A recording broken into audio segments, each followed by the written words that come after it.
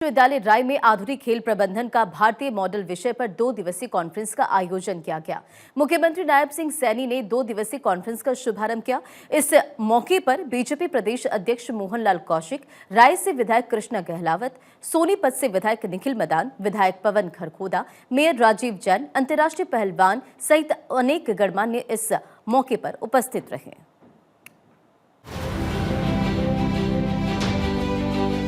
देश भर से आए शिक्षाविदों, विशेषज्ञों और खेल प्रेमियों का स्वागत करते हुए मुख्यमंत्री नायब सिंह सैनी ने कहा, ये कॉन्फ्रेंस आने वाली पीढ़ियों के लिए भारत के खेल क्षेत्र का मजबूत रोड मैप तैयार करेगा। उन्होंने कहा कि खेल आज केवल खिलाड़ियों तक सीमित विषय नहीं है, बल्कि ये विशाल रोजगार, नवाचार और विज्ञान आधारित क्षेत्र बन गया है।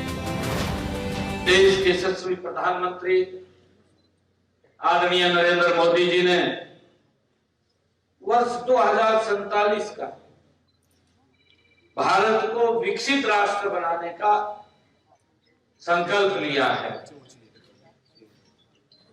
और इसमें खेलों की भूमिका भी बड़ी महत्वपूर्ण है। साथियों, यह कॉन्फ्रेंस हरियाणा की उस धरा पर हो रही है जिसने खेल के क्षेत्र में भारत को विश्व स्तर पर पहचान दिलाई है।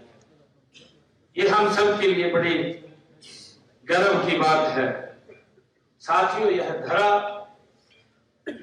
आज एक नए परिवर्तन, एक नई सोच और एक नए दृष्टिकोण से ये साक्षी बन रही है।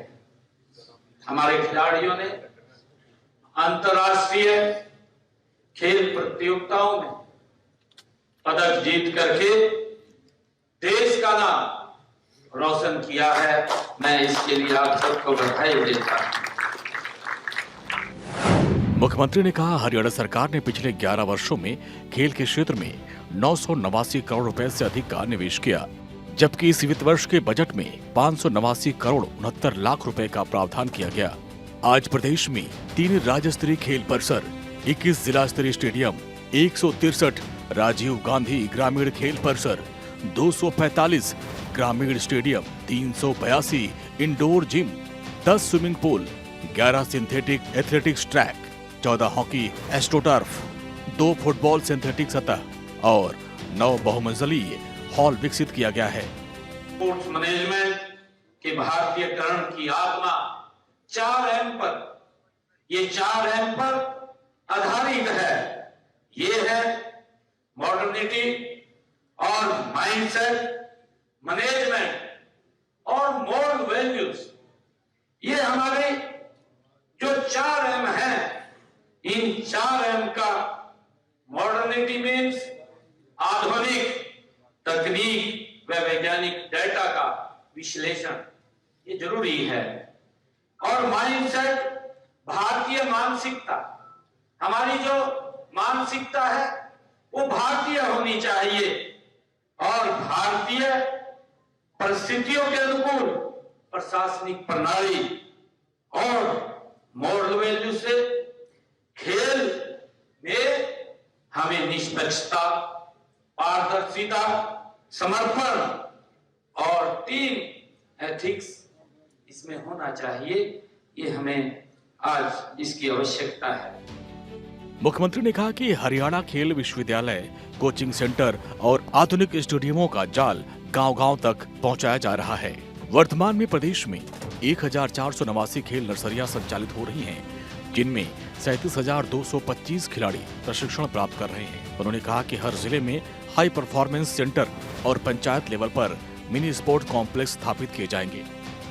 भारत की पारंपरिक जो खेल तकनीकी और आधुनिक खेल बाजार से जोड़कर हम एक नया इंडिया स्पोर्ट्स ब्रांड वो भी बना सकते हैं, उसको भी हमें बनाना चाहिए। मेरे लिए मैं आपको ये आग्रह करना चाहूंगा। मुझे विश्वास है कि हमारे खिलाड़ी जब 2026 के राष्ट्रमंडल के खेलों में और 2028 के ओलंपिक में पदक तालिका में सबसे ऊपर नजर आएंगे, जो हमारे माननीय अध्यक्ष की बात कह रहे थे कि हमारे खिलाड़ियों की पदकों की लिस्ट लंबी होनी चाहिए। मुख्यमंत्री ने कहा कि यह कॉन्फ्रेंस भारत में खेल भविष्य को नई दिशा और नवाचार को बढ़ावा देने वाली है। यहाँ रखे गए विचार आने वाले वर्षों में भारत के खेल इतिहास में नया अध्याय जोड़ेंगे। उन्होंने सभी से प्रधानमंत्री नरेंद्र मोदी के विकसित भारत के संकल्प को खेलों के माध्यम से मजबूत करने का आह्वान किया। भारत 24 के लिए चंडीगढ़ से डॉक्टर थानेश्वर शर्मा की रिपोर्ट।